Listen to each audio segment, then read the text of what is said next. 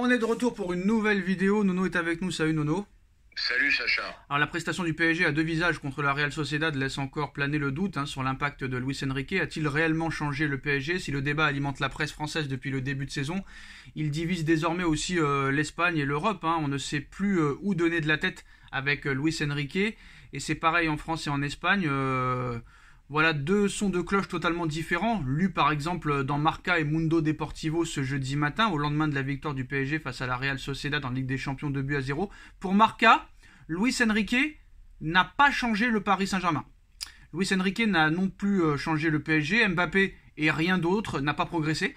Pour Mundo Deportivo, Luis Enrique fait taire la presse française, donc c'est pas du tout le même son de cloche, et c'est à l'image de la rencontre d'hier, marquée par deux mi-temps totalement opposés.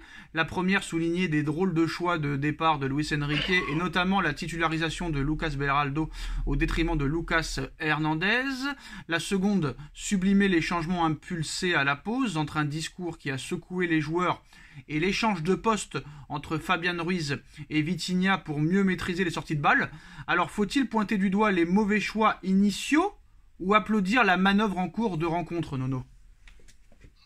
Moi je vais surtout saluer la réaction en deuxième mi-temps, parce que la première...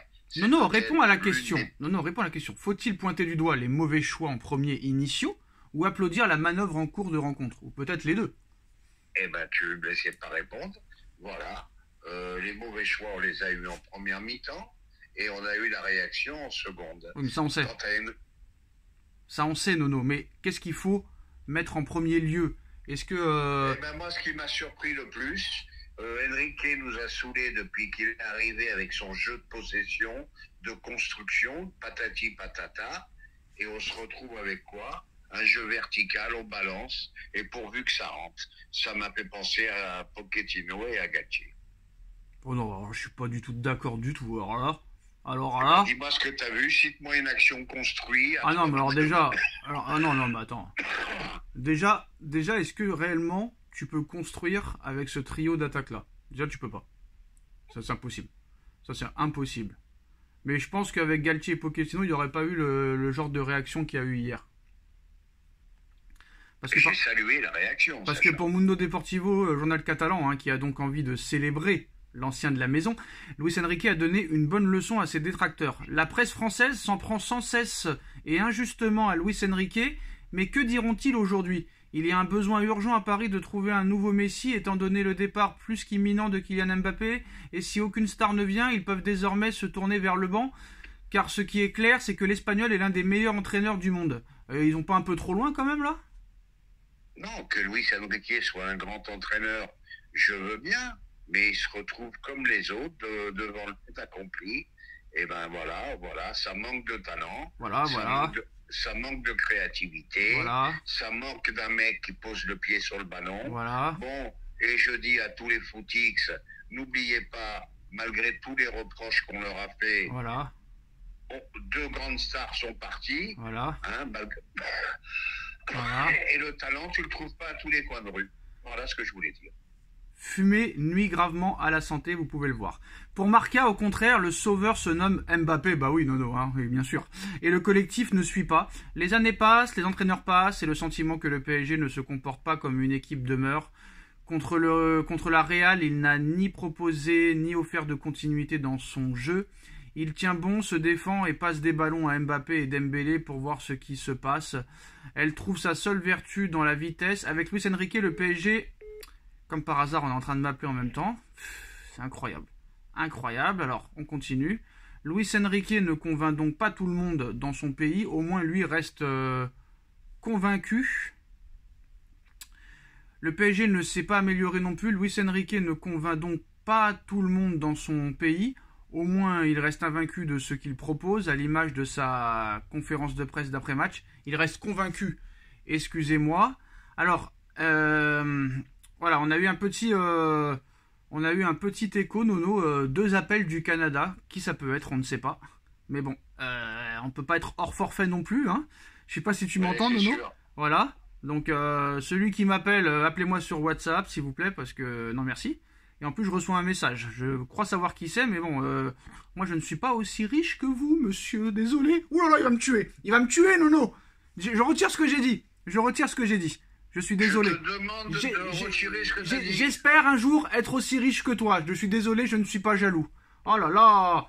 Mais cousin, je suis en pleine vidéo. Bon bah il veut participer à la vidéo, il participe. Allez, on y va. Ah, allô. Ah non, il est plus là. 2 minutes. Bon, Nono, pour dire, Marca, pro-madrilène, ne défend pas Luis Enrique et Mbappé, c'est un génie. Et du côté de la presse catalane, bah, à Paris, tout le monde est de la merde à part Luis Enrique. Bon, bah Sacha, là, j'espère que tu vas me laisser parler. Je sais qu'on n'est pas d'accord là-dessus. Et je vais te poser une question. Sur le contenu du match, qu'est-ce que tu retiens de Mbappé à part le but qu'il a mis? Voilà, je te pose la question. Qu'est-ce que tu penses du contenu du match de Mbappé par rapport à celui de Dembélé? J'attends ta réponse. Dembélé a été exceptionnel hier. Je te remercie. Dembélé est l'homme du match hier. Je te remercie. Dembélé est passeur décisif sur la passe de Barcola hier. Je te remercie encore. Barcola est buteur. Je te remercie. Je vais arrêter de te remercier. Attends. Mbappé est buteur. Moi, je vais t'expliquer un truc, comment je vois le foot. Tout le monde voudrait que tout le monde soit des 10 sur 10. Du gardien au défenseur, au milieu de terrain, en attaque.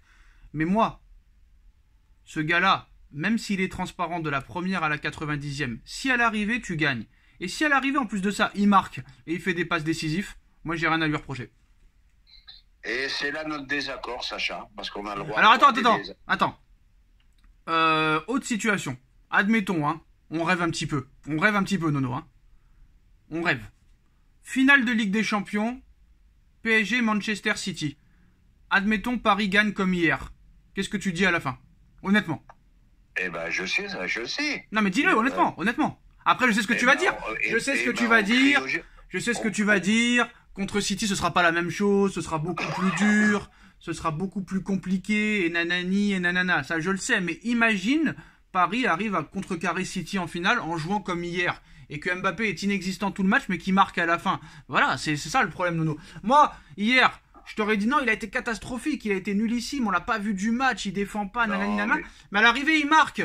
Tant qu'il fait ça. Et quand on a eu le Guignol, là, qui est blessé en 6 ans, et quand lui ne foutait rien sur le terrain et qu'on perdait en plus, c'était un génie. Alors faut arrêter, c'est bon, stop. Oui, mais je voulais dire par là, ça s'appelle le football statistique. Ah non, je me suis pas régalé. Hier, je me suis pas régalé, Nono, mais je vais te dire la vérité. Ce que tu me cites comme exemple... Non, c'est bon, Nono, c'est bon. On peut pas parler. On peut pas parler parce que c'est pas comme si City nous régalait, c'est pas comme si le Real nous régalait. Donc à un moment donné, stop, faut arrêter. C'est bon.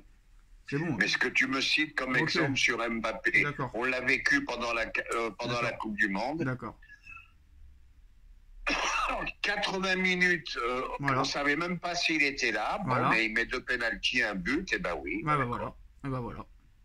Et sur l'ensemble du contenu, Messi qui avait été plus régulier, Mbappé homme du match. Voilà, toujours pareil. Mbappé homme du match, mais Messi ballon d'or, donc on s'en fout à l'arrivée. D'accord. Et pourquoi Mbappé a été homme du match? Parce que le mec, à lui tout seul, pour les professionnels, arrive à retourner une rencontre à lui tout seul. C'est pour ça qu'il a été élu homme du match. C'est pas pour autre chose. Voilà. Quoi qu'il en soit, il va falloir se bouger le cul pour les autres matchs. On verra le match de Coupe de France contre Nice. Ou je crois que non, le match après contre Nice, il a été reporté. Donc on verra ce qui se passera. Nono, un homme d'affaires canadien est en train de m'appeler depuis tout à l'heure. Donc je pense que je vais lui répondre. On finit la vidéo là-dessus. On like, on partage, on commente, on s'abonne. Et on se retrouve très vite pour une nouvelle vidéo. Tchuss. Peut-être qu'il veut te